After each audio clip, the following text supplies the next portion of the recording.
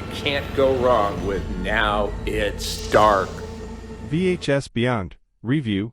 What does the seventh movie in the series have to offer? With the success of VHS, a franchise was born, which has resulted in 6 sequels of varying quality. Now we have the 7th film, VHS Beyond, released on Shudder on October the 4th, which aims to shake things up a bit by making sci-fi the center of every story. Gone are short films that have to do with slashers or earthly monsters and demons, but the same formula of shaky cams and a scared group of actors being chased by a monster is still part of every segment. Although the segments in VHS Beyond are predictable, they are fun and well made thanks to the involvement of big names such as Mike Flanagan, Kate Siegel, and Justin Long. If you enjoyed the previous VHS films, you'll like this one too. Just don't expect any reinvention of the wheel. The direction of VHS Beyond is given away in the title, as it seeks to give us monsters beyond the realms of our own planet. We can see that in the wraparound segments surrounding the short films, with Jay Cheel's Abduction, taking the format of a docuseries about aliens, which sets out to explore whether life on other worlds truly exists. This puts us in the format for VHS Beyond, but there is not as much of a storyline here as there's been with wraparounds in other VHS films. Abduction is about immersing its audience in the new themes, and it is effective in doing this. The horror really begins with Stork, co-written and directed by Jordan Downey, the man who gave us Thanksgiving. That part of his resume might be off-putting to some, including this writer, but Stork is not a crude, amateurish, silly horror comedy. Instead, it's pulse-pounding and terrifying. Through the video camera footage of a cop named Segura, Philip Andre Botello, and the body cam footage of other police officers,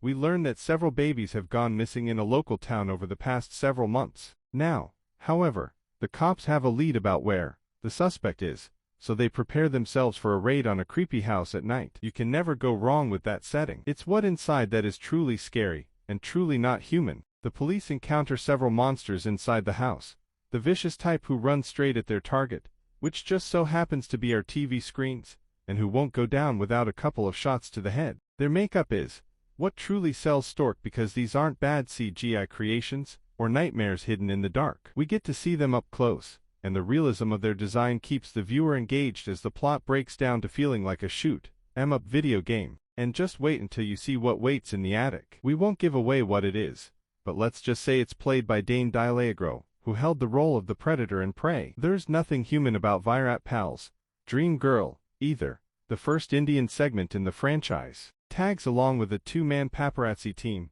including a young man named Sonu Rohan Joshi, on the set of a Bollywood film. They are there to get photos of the beautiful Bollywood star, Tara Namrata Sheth, and find themselves lucky to be invited on set to watch her perform. Not satisfied with this gracious amount of access, one of them decides to go much deeper behind the scenes into Tara's life, discovering things not of this world that he'll wish he stayed away from. Dream Girl might not be the scariest segment of the bunch, but it is one with the deepest message for our times. The final images speak to just how obsessed we are with famous actors. We don't treat them like actual people, and in Dream Girl, they just might not be. While Dream Girl is creepy horror with a message, it also exposes a weakness with much of the rest of VHS Beyond. The segments, like many others in the VHS franchise, follow the same old predictable formula of Friends, with the camera discovering something sinister, with that sinister presence then chasing our protagonists as the camera shakes wildly before they are killed one by one. It's a funhouse for the eyes,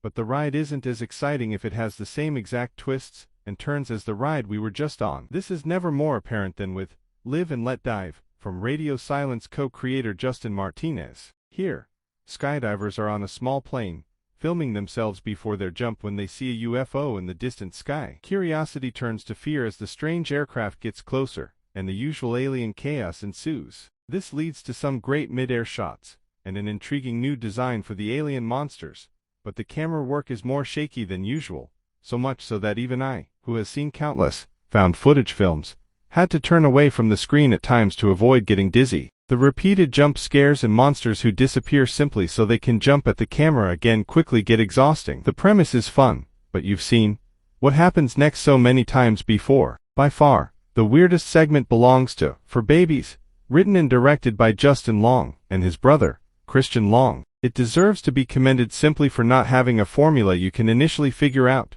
with a film crew of animal rights activists going to the home where a woman named Becky, Libby Letlow, runs a doggy daycare. Becky is by far the best character in VHS Beyond. You know her type, the chipper, single middle-aged woman who wears sweaters, and is obsessed with her pets, with excitement so over the top that it can't be real. The animal rights crew takes in some hidden cameras to investigate Becky as they pretend to be interested in her services. It's absolutely chilling to see her going from exuberant to stone-dead quiet when she notices a camera. When she takes the crew down into the basement to show off her dog training studio, we get to see what Becky is really up to. It's silly at times, and, for babies, is the only segment that will make you laugh.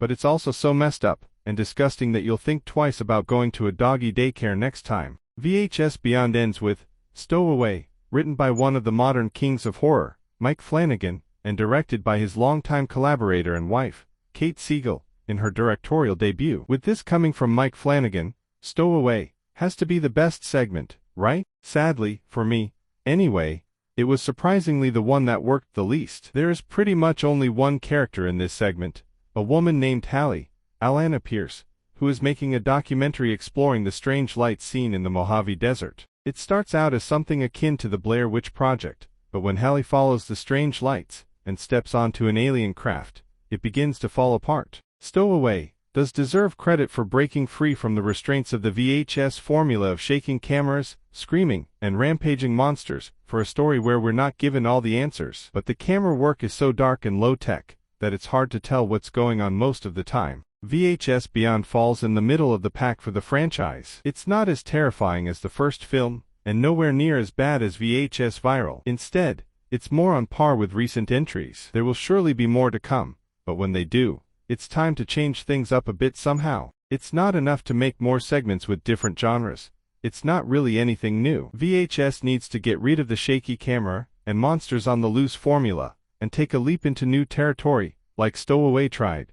Just with better results, please. In 2012, VHS reinvented the found footage subgenre. Now it's time to reinvent itself. VHS Beyond is available to stream on Shudder in the US. Thanks for watching this video. Please consider hitting the like button and subscribing.